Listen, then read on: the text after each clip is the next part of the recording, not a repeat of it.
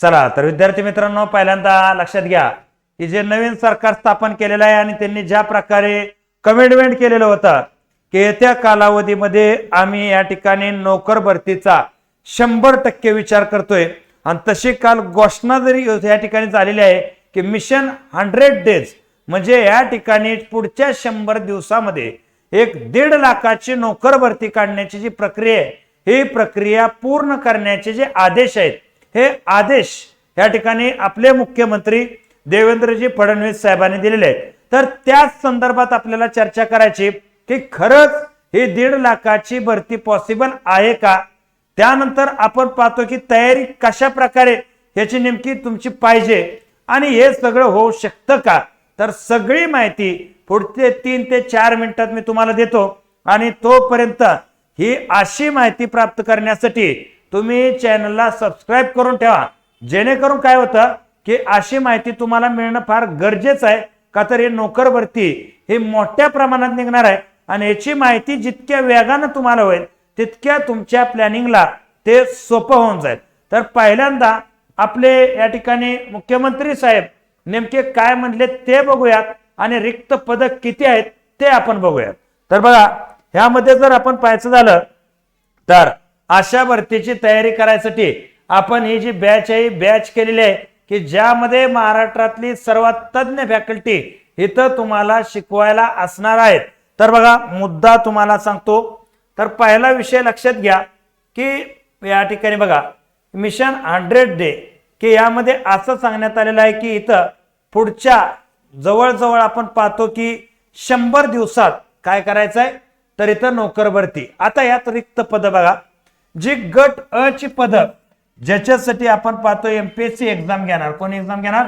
MPSC राज्य सेवेमार्फत इथं exam होणार. तर त्या पदामध्ये जर आपण पाहायचं झालं तर टोटल रिक्त पदांची संख्या जी आहे, हे रिक्त पदांची संख्या या ठिकाणी आपण पाहतो 15,715 आहे. म्हणजे क्लास 1 ची 15,715 पद रिक्त आहेत. ज्याला आपण गट ब ची पद म्हणतो, ज्यामध्ये कंबाईनच्या एक्झाम होतात, आणि गट प आणि गट क ज्यामध्ये आपण पाहतो की कंबाईन प्लस इतर सरळ सेवा.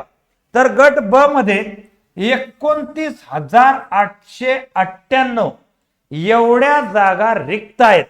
आणि गट क ज्यामध्ये तलाठी वगैरे वनसेवक अशा भरती आहेत, यांनी आरोग्य विभाग, त्याच्याबरोबर आपण पाहतो की महानगरपालिका, नगरपालिका, जिल्हा परिषद ही 1,35,000 पद रिक्त आहेत. आणि गट ड ज्याला आपण शिपाई पद म्हणतो, हे 58,000 या ठिकाणी 733. आणि एकूण जर पाहायचं 2,36,802 एवढी पद रिक्त आहेत. आणि त्यातली 1.5 लाख पद एवढ्या पदातून भरतीचे आदेश या ठिकाणी दिलेले आहेत की पुढच्या 100 दिवसामध्ये तुम्हाला या दृष्टीनं तयार व्हायचं आहे आणि या दृष्टीनं तयारी करायची आहे. आता इथं काय गडी कमेंट टाकतेल, असं होत नसतं, तसं होत नसतं. बरं, तू आता करतोय काय घरी? तू तसा तर काय बॅरिस्टर नाही, अभ्यासाशिवाय काय पर्याय नाही. आणि करत असतील त्यांना या ठिकाणी सपोर्ट तरी कर किमान, की जे विद्यार्थी अभ्यास करतायत. का तर लक्षात घ्या 2026 ला ह्या सगळ्याच एक्झाम एमपीएससी कडे जाणार आहेत. त्यामुळं सध्या तुम्हाला सरळ सेवेची शेवटची ऍड आहे, गट क ची काय शेवटची ऍड आहे, हा मुद्दा लक्षात ठेवा. आणि जोपर्यंत हे तुम्ही लक्षात घेणार नाही तोपर्यंत काही फायदा होणार नाही. म्हणून शेवटची ऍड आहे. जे महत्वाचे सब्जेक्ट यात राहतात, जसं की जीएचजीके, गणित, मराठी, बुद्धिमत्ता, करंट अफेअर, इंग्लिश, हे याच्यासाठी महत्वाचे विषय आहेत. आणि हे महत्वाचे विषय जर एकदा करून ठेवला तर ऍड कधी निघो, कशी निघो, तुम्हाला त्याचा संदर्भात टेन्शन येत नाही. मग ते TCS न घेऊ, IBPS न घेऊ, जिल्हा निवड मंडळानं घेऊ, कोणी घेऊ, तुम्हाला प्रॉब्लेम येत नसतात. हे माहिती गरजवंत विद्यार्थ्यांपर्यंत तुम्ही नक्की शेअर करा. का तर ही काय फेक माहिती नाही किंवा हे काय या ठिकाणी उगाच काहीतरी रचलं गेलेलं नाही. जसं आधी आदेश दिला होता 75,000 जागेचा, तशा 75 जागा भरून पूर्ण झाल्या, तिथं आपला नंबर लागला नाही, तर पुढची संधी तुमच्यासाठी आलेली आहे का? तर ही प्रक्रिया, ही एखादी ऍड निघली की रिझल्ट लावण्यापर्यंतची प्रक्रिया 6-7 महिन्यात पूर्ण होती.